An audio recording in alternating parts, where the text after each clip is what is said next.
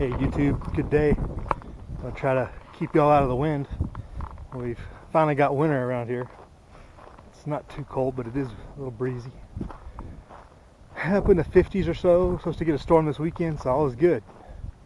But quick video to put some thoughts out there about this ongoing harassment saga, unveiling of people for who they really are in Hollywood and all this other stuff. It's kind of been going on for like the last month, it seems. Everybody's been found harassing people and et cetera, and they're all quitting jobs and getting relieved, stuff like that. And everybody, our initial reaction is good. People that deserve to be kicked off their jobs for things like that, that's good, and whatnot, because we know the hypocrisy they've put out there over the years and things like that. But one thing I want to be wary of, and I think we could really be watchful of as we move forward in this, is who is going to replace these people. Majority of these people, older white males, shocker, right? Who weren't raised in the culture of political correctness and SJW feminism and all this communist madness. They weren't raised in that. They kind of adapted to it and used it to leverage to get their way and increase power, really, to have control over things and say and things, stuff like that. I'm trying to keep y'all out of the wind. Hopefully it comes out. But who is going to replace these people? Who is going to replace them are hardcore, far left communists who are fully indoctrinated and are fully on board and believing in the cause, if you will. They're not in it for the money so much as those other guys were. As much as those other guys were sleazebags. They manipulated themselves to get up there whatever way, but they weren't true believers. They are now being replaced by those who grew up in that system and fully believe in the implementation of it.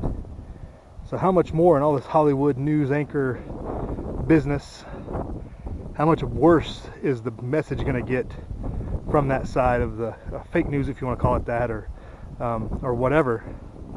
How much worse is the propaganda going to get now? That's what I think. Why did everybody wait until now? They've had these pictures and videos, in their back pocket, just waiting for a chance to use it, it seems like. Using that leverage, using that blackmail leverage till an opportune time to let it out there. And, as much as you feel for the victims, you got to feel at some point that maybe they were just holding back, wanting to use that as leverage, and or getting paid off maybe until it was time and said, hey, just hold on to that. Well, there'll be a time we can use this, and you'll be compensated fairly or whatever. It doesn't make no sense otherwise. Well, all of a sudden people just leap at the chance for things that have been going on for 20-30 years. It doesn't show. They try to use the victim card in a lot of cases of, it's not easy to go out in public and say these things, and be the, looked down upon. And I don't remember, other than the left attacking all the Bill Clinton accusers, I don't remember anybody not sympathizing with somebody who was a victim of that, any situation like that. The Scarlet Letter type stuff went away before my generation, in my opinion. But they came and tried to play that card like they were afraid to be, minimized in society, or put basically a scarlet letter on their chest, and they're forever going to be scarred, and looked down upon or whatever.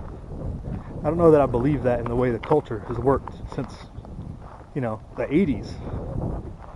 I don't think people believed in standing up for people and getting the wrongdoers put away and taken care of. But they waited until this point. for a lot of them. And still, this recent NBC guy, still been years of doing this stuff. And now that it comes out, oh yeah, everybody knew about it. Everybody knew about it. Yeah, of course they did. Because it's part of their culture. And he was part of the team until he was expendable. That goes for the large majority of them. Now so many of them are expendable. My opinions, just some things to think about people. Who's going to replace these people and what agenda is getting pushed forward, because it's way too significant and the volume of it is so great. It's not just like, oh, everybody's going to kumbaya and like now we're going to empower ourselves to come forward and reveal these people. No, who's replacing these people and what's their agenda and what kind of propaganda is going to come out of it? Some thoughts. Now live free.